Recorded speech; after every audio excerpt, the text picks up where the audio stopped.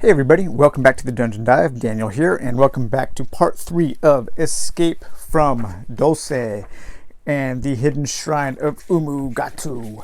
And if you remember last time, Sir Reginald the Cleaver, aka Sir Reginald the Idiot, failed his mental test. He ate a magic mushroom that was in that space over yonder, actually in this space where the key is.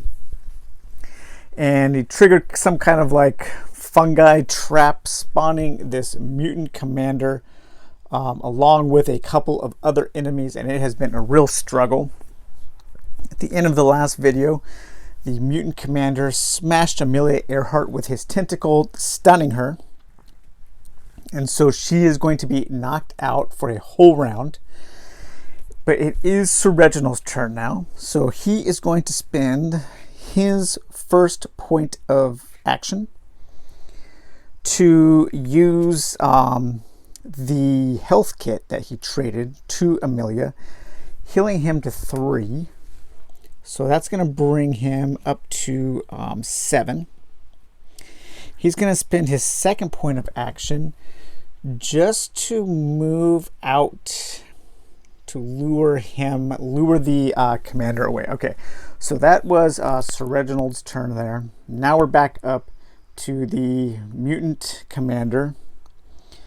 The mutant commander is his first point of action out of 3 is going to be to target the highest health, which is now Sir Reginald with his 7 HP. So he moves in for 1. For his second point of action, he's going to do his claw swipe. So he's going to hit on a 1, 2, or a 3. Damn it. What the heck? Come on, man. Oh, wow. 2 crits in a row for this garbage mutant commander. All right. So that means I'm going to be doing 3 points of damage to Sir Reginald. Oh, man. 3, 4, 5 minus 2. Is 3, bringing him back down to 4 health. Okay, so now they are tied for health, so I think I can choose who he's going to go to. But so that was his second attack, or second point of action. His third, he's going to target the highest speed with another melee. So he's actually just going to move back into this room with Amelia Earhart. That ends his turn. For Amelia's turn, she is just going to become unstunned and stand up. So that's all she can do. So we are now back to Sir Reginald. So let's see here. He is going to move in and he is going to attack. So he hits on a 1 to 4. Barely hitting. And he's going to do 2 dice of damage.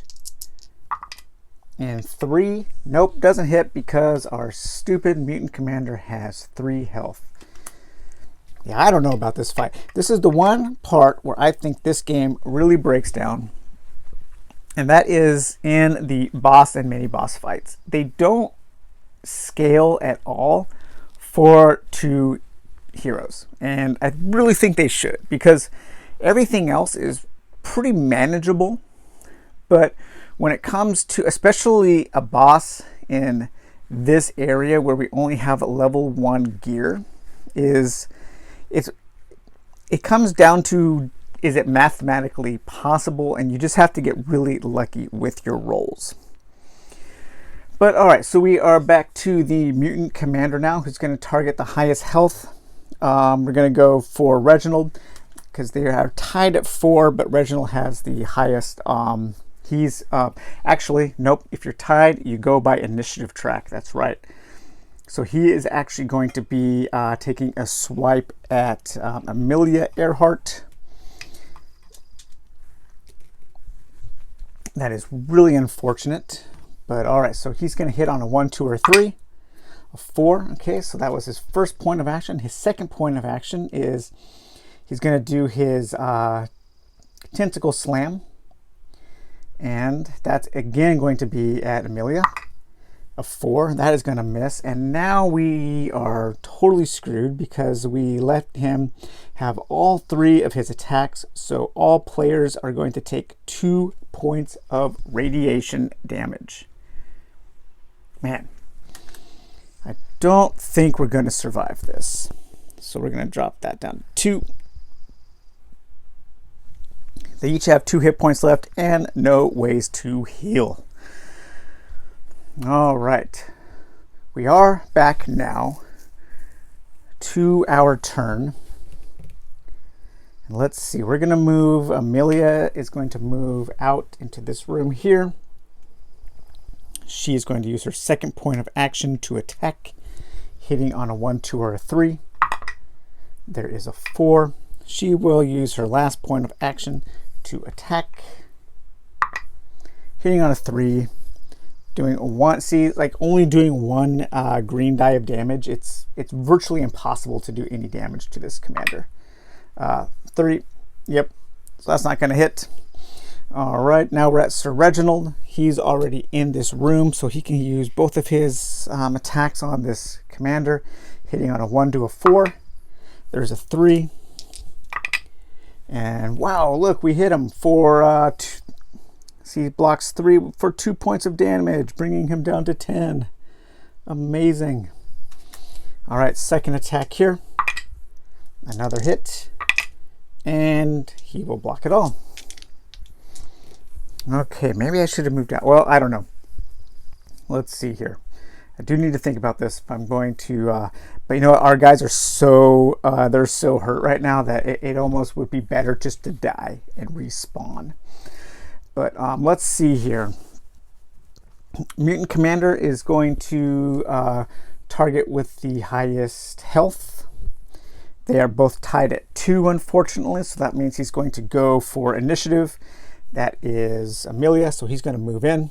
He is going to target Amelia, and a miss. So that's 2. His second point of action is going to, or his last point of action will be the highest speed, which is also Amelia. And don't you know? So 2 white die worth of damage. Oh crap. Okay, so Amelia Earhart is dead. So she can spawn back if we are able to clear this guy out. But now let's see here. So that was his 1, 2, 3. That was his third attack. So now it's going to be Sir Reginald.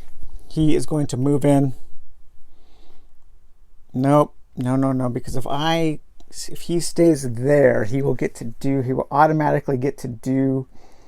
Yeah, I can't win this because Sir Reginald can only do melee attacks. So to hit him, I'm going to have to be in the same area as him. But that means he's going to be able to trigger his, because he only has 2 attacks, he is going to be able to trigger his radiation blast, and he's going to be able to kill me outright with that because I cannot block that at all. So I don't know. Let's see what.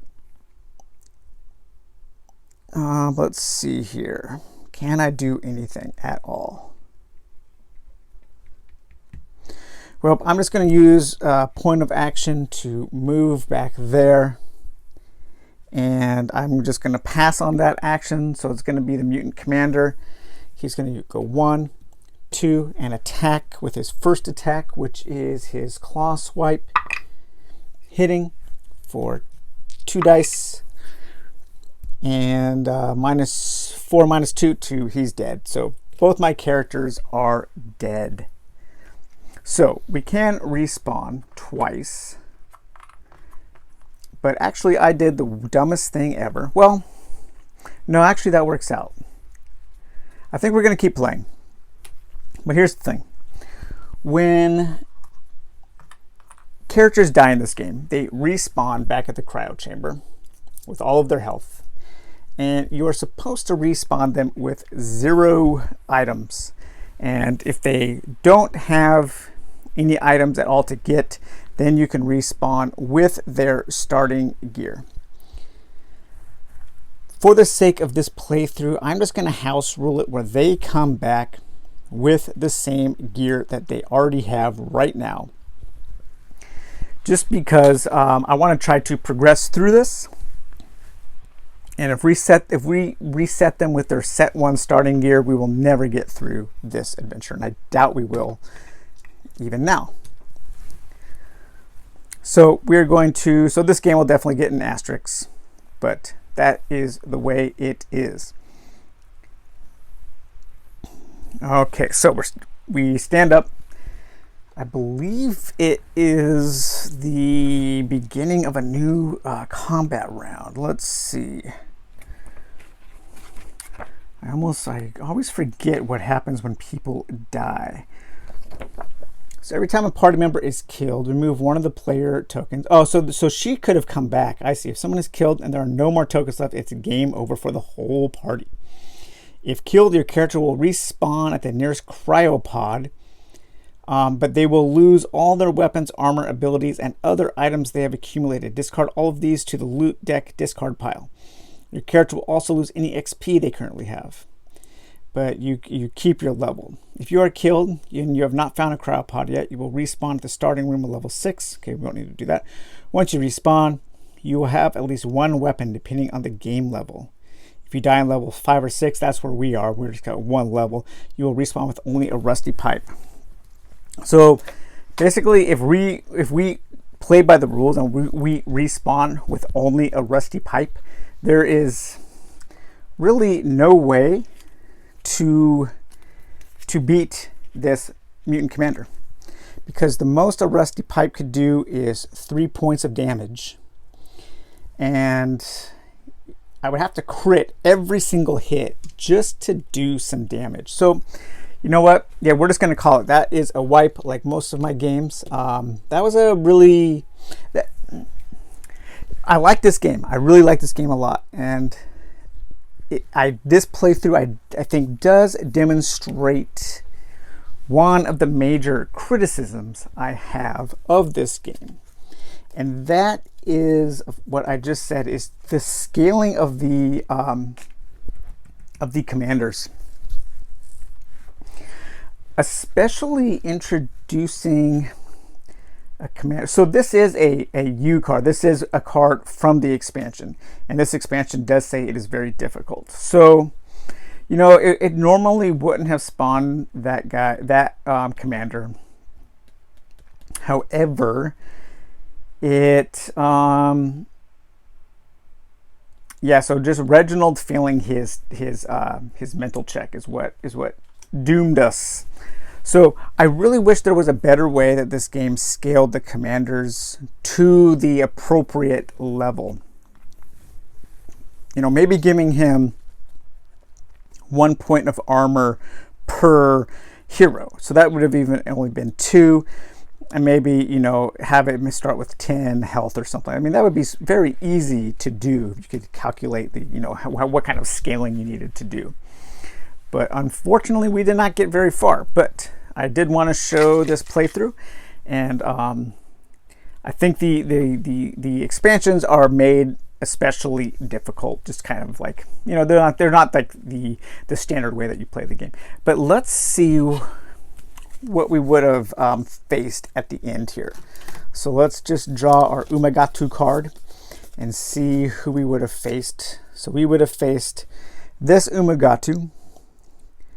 Oh man, 3 dice of damage, 3 actions. He hits on a 1 to a 4, 3 points of armor, 20 points of health. He hits for highest health, lowest speed, so he would have gone after Sir Reginald the most, and highest strength, so he would have gone after Reginald quite a bit. Now let's see what his superpower would have been. Summon thralls. Umugatu has taken a number of base guard prisoners over the years and has brainwashed them to do his bidding.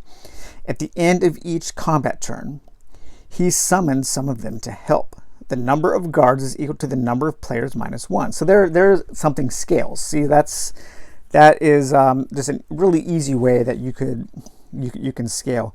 So he automatically summons some guards to help him, and he also spawns 2 lizardmen and a mutant at that fight. So wow, with 2 heroes, that would have been a very difficult fight. I doubt that would have ended up going well. But anyways, I hope you guys like this. I'm sorry that it ended up so anticlimactic like that. Total party wipe, but that's how these games go. And I had fun playing it. It's always a fun time. Really good, just dice chucking, silly combat game with some really nice flavor text and some goofy things that happen along the way. So, all right, guys. Well, next up, I'm thinking about taking the plunge into Deep Madness. I've been reading the rule book, so I might give that game a try. I have not been excited about that game at all, just looking at it, because it looks like it's just it looks like it's a lot to take in as far as little fiddly bits. But we'll see. That might be, I might have Deep Madness up on the table just to continue this this week of sci-fi dungeon dives. Maybe, do I have any other sci-fi games? Star Saga, possibly. I don't know. Star Saga, Deep Madness. What else do I have? Take a quick look over here. Like Star Saga, Deep Madness, Core Space, maybe. Gears of War, possibly. That game's really hard, though. I suck at that game. I like that game a lot, but man, do I suck at it. Yeah, I'm not sure. I think we're gonna do Deep Madness, because I did start reading the rulebook last night, and I'm starting to build up, forcing myself to build up some interest in the game. So, all right, guys. Well, we'll talk to you later. Take it easy. Bye bye.